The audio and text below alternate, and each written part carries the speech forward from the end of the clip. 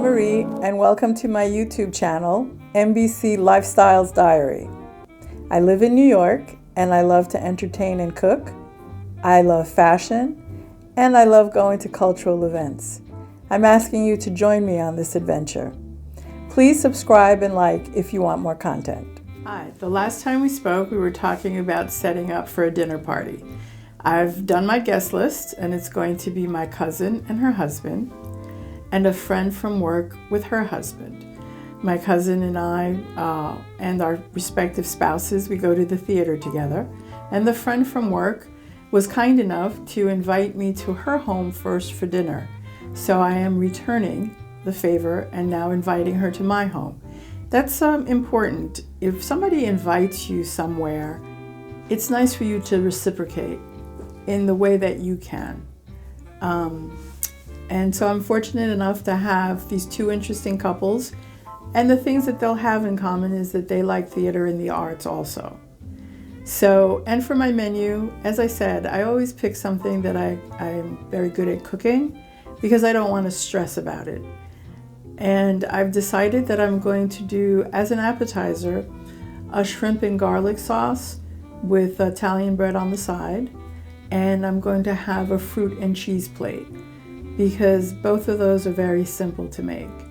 The main menu will be salmon with a potato au gratin and asparagus. And I'm going to show you the formal way of setting a table and what it looks like. And that is not going to be the way my table is set, because I've just told you the menu and it sounds very simple. So I like to start with hors d'oeuvres, and the hors d'oeuvres usually are in the living room. As people arrive, they have something to nibble on. I'm going to have a signature drink, and that's going to be an old classic called Kir Royale. And what that is basically champagne with a splash of cassis in it. It's a drink that opens up the appetite. And it's light enough, and it's in the keeping of what my menu is, which is salmon, fish. But this table setting here that you're looking at is very formal, and it's just a basis so that you know how things have evolved. And before, this used to be called China or fine china, simply because China was the only one that had the technique for porcelain making. And it's China because it's made of porcelain, and it's very delicate. It's also kind of it used to be a way to show off your wealth. And cutlery, or eating utensils, was called silverware because it was literally made from silver, hence the expression born with a silver spoon in its mouth. And crystal is still crystal glasses that catch the light and sparkle. This is a coaster, which is just another way of setting your table, but it can be without. And you have your napkin. A lot of people just simply fold the napkin and put it to the side, or do a beautiful flower arrangement. I like napkin rings, so I used a napkin ring. This indicates soup, first course, salad, second course, and then the last plate is the main entree. This is the bread plate and a knife for buttering. So your bread, you would take it, place it. You don't cut it with a knife. You tear it apart with your hands. Or as some people, you take a piece and you use your individual butter knife to butter it. They always tell you start from the furthest corner. So first course is soup, you're going to start with the soup spoon. Next is salad, your salad fork. This will have been cleared. And here is your entree. And you will be left with just a knife and fork. This is dessert spoon, dessert fork. And this is for coffee after the meal. This indicates the drinks. So this is your water glass. It's usually right above the knife, and closest to the guests because you want to make sure they stay hydrated. This would be your first drink. It's indicating it's going to be champagne. Here's your wine glass. Now, this type of table setting I usually find at banquets, weddings, because there you have a staff that will be bringing the soup, bringing the salad, and your entree will be plated and brought to you. So at the end of the evening, you're offered coffee and the dessert is brought out. You'll have the champagne glass for a champagne toast. So based on my menu, it would not be this elaborate. It would be very simple. And on top of that, I can't have all this at my dinner table. It's too crowded. And although I would love to have staff, I don't. So this would also indicate a lot of work for me as a hostess. So if I did decide to serve like this, that would mean a lot of me getting up to serve the soup course. So I would come out with a beautiful soup tureen and provide my guests with soup.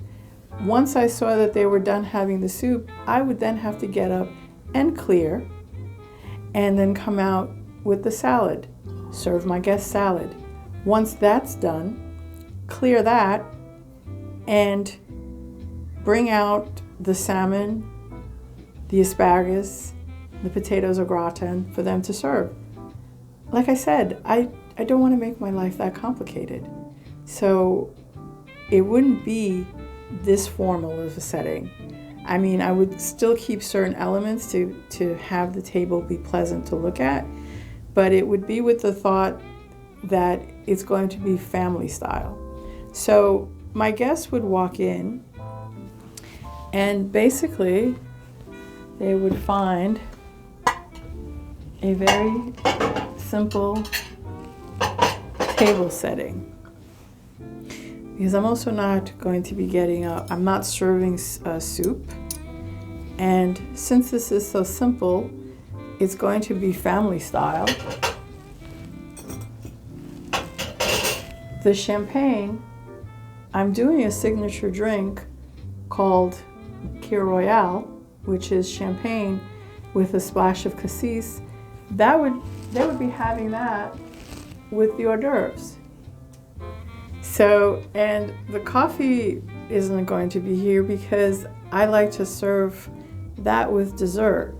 And it depends on the mood. So if everybody's comfortable, then I will bring out coffee and dessert at the table.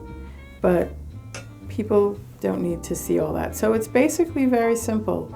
A knife, a fork, a plate, a water glass, and a wine glass, and my napkin.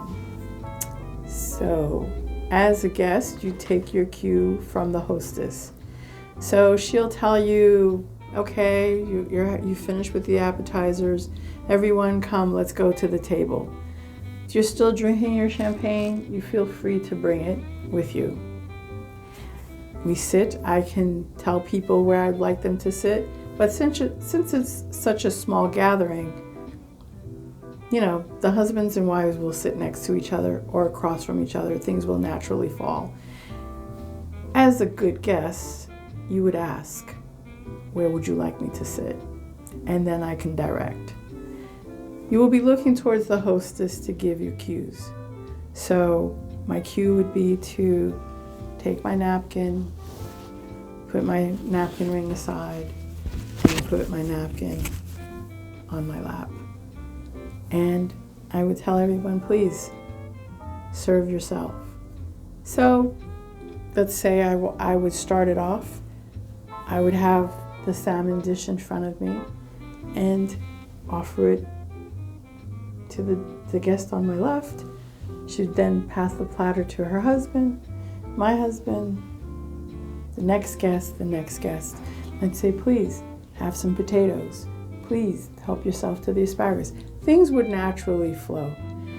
The evening should always start with the water glass full, and then you make your offering of wine. There's salt and pepper on the table as a courtesy in case the food is not seasoned to your taste. But really, as a guest, before you grab the salt and pepper and shake it on because it's something you do automatically, refrain from doing that. At least taste the food. And honestly, even if it's not seasoned to your taste, it's really polite just to pretend that it's perfect the way it is. Because this is a person that's put effort into cooking for you.